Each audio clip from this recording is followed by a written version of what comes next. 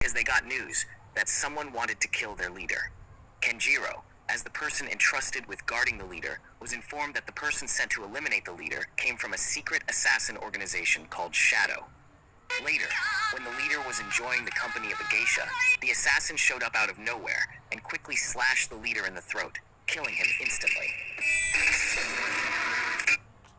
វាសាហាវអ្នកនរគ្នា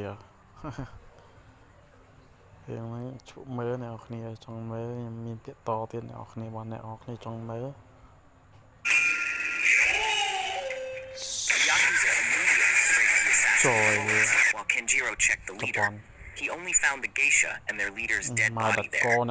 The assassin, on the other hand, wasn't scratched the slightest and slaughtered them all. Oh my god. Oh my god. Oh. After his men were killed by the assassin, Kenjiro was left alone to fight the assassin, and their fight resulted in the assassin accidentally killing the geisha. Somehow, that made the assassin off guard, and Kenjiro managed to land a shot. When Kenjiro removed the assassin's mask, he was surprised to find that the assassin was a woman. The lights suddenly went out, and another assassin who seemed to be more senior than the first one came and slaughtered all the remaining troops.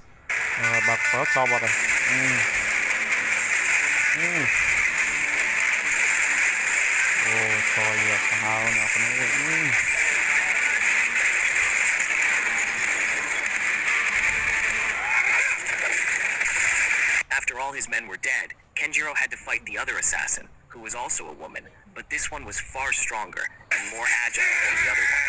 Kenjiro could only surrender to his fate, being killed by the assassin from Shadow. After the raid, the senior assassin, Umbra, woke up the junior assassin, apparently named after a code, 13. Umbra was disappointed with 13 because she was not focused when carrying out the mission. She doubted that 13 would be able to carry out another mission. She then took out a medicine and told 13 to drink it. She decided to return 13 back to the facility for more training, while she and her colleague went to Cambodia for another mission. Later. What? Cambodia now. Wow. 13 would be able to carry out another mission. She then took out a medicine and told 13 to drink it. She decided to return 13 back to the facility for more training, while she and her colleague went to Cambodia for another mission. First Cambodia. Oh my god, now. Later, 13 woke up and found herself in a flat and the medicine given by Umbra on the bedside table. She then rode a bike through the streets of Jakarta to a place under a bridge where there was a public telephone. She used it to call the facility to ask for instructions from Umbra, but she didn't get any answer.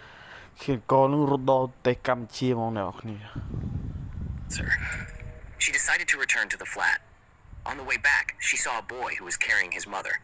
Later at night, 13 heard a noise from outside, which turned out to be coming from the boy's house, and saw the boy's mother being confronted by several men. 13 decided not to interfere, but she experienced some kind of throwback to the past after seeing the scene. That morning, the boy's mother was found dead in her room. Wow. The boy, Manji, could only mourn his mother's death. For the past 2 weeks, 13 had not received any instructions on what to do, so she wondered what was going on. Later, 13 was having lunch when Manji approached her and asked for a share of the meal.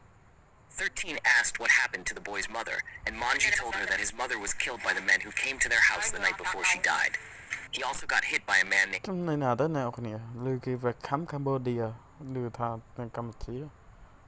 Haga, who made his eyes black.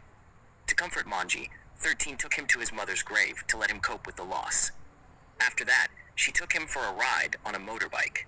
The other day, 13 didn't take his medicine and felt a withdrawal. Later, she got a piece of paper from Manji to thank her, but when she checked on him, she found the room empty. When she checked the toilet, a man named Jackie, who was Haga's subordinate, showed up. She immediately hid behind the toilet door. Jackie himself was assigned to look for something in Manji's house. He entered the toilet, not knowing that 13 was hiding there. He found drugs and some money in the lavatory's water tank. He then used a little of the drugs and got high. That was when 13 came out from behind the door and asked him where Manji was, but Jackie instead tried to fight her, which ended up making him battered. 13 asked to be taken to meet Haga. On their way, Jackie told 13 that Haga was conspiring with the candidate for the city's next governor, the governor's son named Ariel, and a detective whom 13 saw the day Manji's mother was found dead, named Prasetyo. Haga, Ariel, and Prasetyo had been friends since childhood.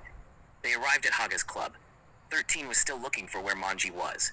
She was introduced to Soria, Haga's subordinate, who at that time was having a negotiation with someone named Kabil. After the transaction, which didn't seem to end well, Jackie approached and told Soria that he brought a gift for Haga, so he needed to meet him. After a little inspection by Soria, 13 was left in a guarded security room with a computer inside, while Soria and Jackie went to meet Haga.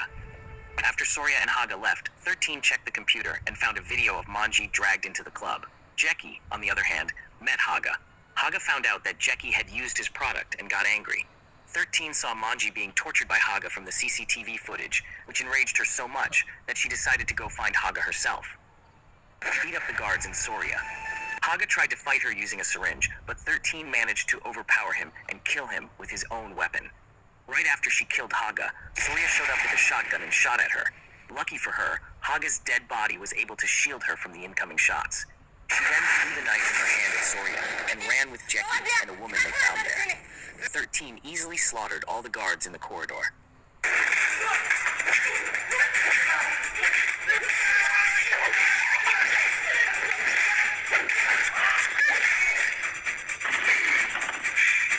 She reached the dance floor and was once again confronted by Soria.